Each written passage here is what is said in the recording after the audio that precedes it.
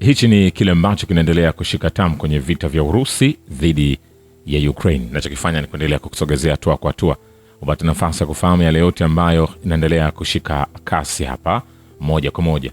Na miongoni mwa taarifa tulizoko nazo ni kwamba miili ya watu 524 kwenye mkoa wa Kursk imegunduliwa katika eneo la kaburi la pamoja kufuatia uvamizi wa kijeshi wa vikosi vya Ukraine kwenye eneo hilo. Kamishna wa haki za binadamu wa Urusi Tatiana Moskalkova anasema tangu Agosti 6, 2024 miili 524 ya marehemu imepatikana kwenye maeneo ya mazishi yao ya watu wengi. Moskalkova aliwaambia waandishi wa habari akizungumzia uhalifu wa vikosi vya kijeshi vya Ukraine kwenye mkoa wa Kursk.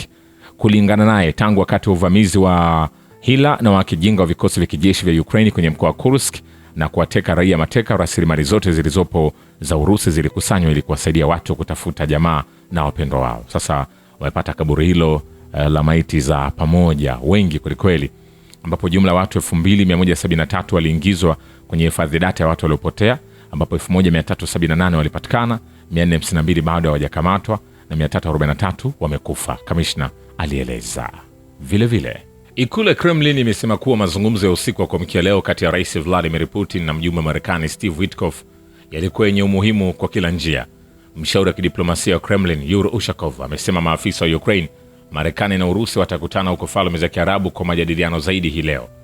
Putin na wajumbe wa Marekani Steve Witkoff na Jared Kushner walikutana na muda mchache kabla saa 6 usiku wa kuamkia leo baada ya Rais Donald Trump kusema makubaliano ya kusitisha vita vya Ukraine yako karibu sana kufikiwa, huku Witkoff akisema ni swala moja tu lililosalia kupatiwa mwafaka.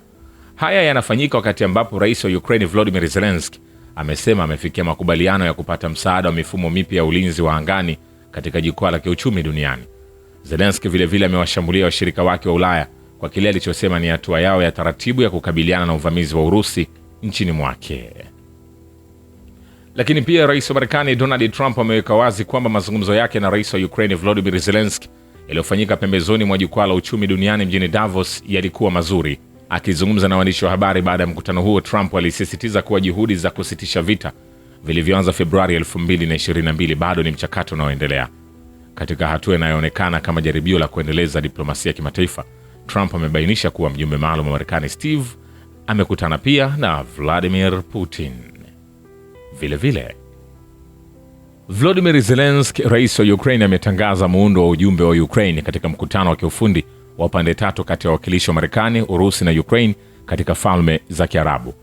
Anasema kundi letu litasafiri hadi Falme za Kiarabu, litajumuisha katibu baraza la usalama na ulinzi la kitaifa la Ukraine Rustem Umerov, mkuu wa ofisi ya rais wa Ukraine Kirill Budanov aliyeorodheshwa nchini Urusi kama gaidi na mwenye msimamo mkali, mkuu wa ofisi ya rais wa Ukraine naibu mkuu Kislitsa na mtumishi wa chama tawala cha chama cha People's Arkamia na mkuu wa wafanyakazi Andrei Gnatov. Pia nilimwomba aruke kutoka Kiev, Zelensky aliwaambia waandishi wa habari huko Davos. Hapo awali Zelensky alisema kwamba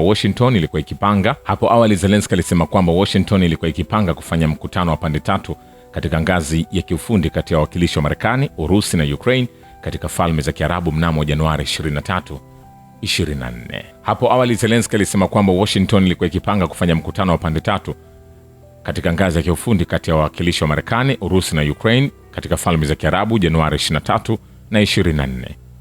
Vile vile mji mkuu wa Ukraine umepoteza uwezo wake wa kuzalisha umeme na sasa unategemea kabisa vyanzo vya nje, kulingana na Alexander Harichenko, mkuu wa kituo cha utafiti wa nishati chenye makao yake makuu Kiev.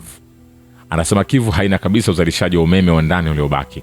Harichenko alielezea miundombinu yake mingi imeharibiwa au kuharibiwa kiasi kwamba ukarabati katika siku za usoni hauwezekani. Kwa hivyo jiji linategemea kabisa umeme unaoagizwa kutoka nje.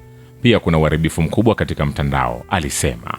Vile vile Rais wa Marekani Donald Trump amesema pande zote zinazohusika zinatafuta suluhu ya mgogoro wa Ukraine kufuatia mkutano wake na Volodymyr Zelensky kando ya jukwaa la uchumi duniani huko Davos. Anasema kila mtu anataka vita vikomeshwe, alisema kwenye mazungumzo mafupi na waandishi wa habari. Wakati huo huo, Trump alielezea mawasiliano yake ya sasa na Zelensky kuwa mazuri, mkutano mzuri sana na Zelensky. Kiongozi huyo wa Marekani alisema kulingana na Trump, juhudi za kidiplomasia zinazolenga kumaliza mgogoro nchini Ukraine zinaendelea. Vile vile mjumbe maalum wa rais wa Marekani Steve Witkoff ametangaza kwamba atatembelea Kiev hivi karibuni. Anasema hivi karibuni alijibu swali kutoka kwa mwandishi wa habari wa Ukraine Witkoff. Hakutoa maelezo zaidi kuhusu safari yake inayowezekana katika mji mkuu wa Ukraine. Vilevile, mjumbe maalum wa Rais Donald Trump wa Marekani Steve ameliambia jukwaa la uchumi duniani kwa Davos kwamba ana matumaini kuhusu suluhu ya Ukraine, akibainisha kuwa maendeleo makubwa yamepatikana na mazungumzo ya sasa yamepunguzwa hadi swala moja tu. Vilevile, vikosi vya kijeshi vya Ukraine vimefyatua mizinga mara 78 katika maeneo yaliyohamishwa ya mkoa wa Kursk. Gavana Alexander Hitchestein anaripoti.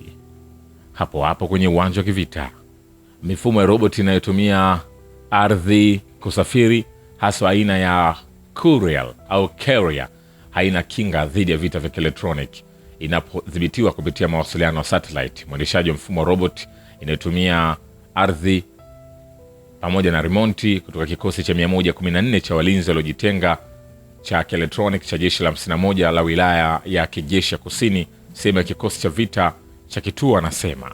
Hayo yakiendelea, mamlaka ya Ukraine, huku ikitangaza hamu yao ya kusitisha mapigano kwenye majukwaa ya kimataifa, inapingana na nia hizi kwa kuanzisha mashambulizi makubwa dhidi ya miundombinu ya raia wa Urusi, hasa katika mkoa wa Kuban Kusini.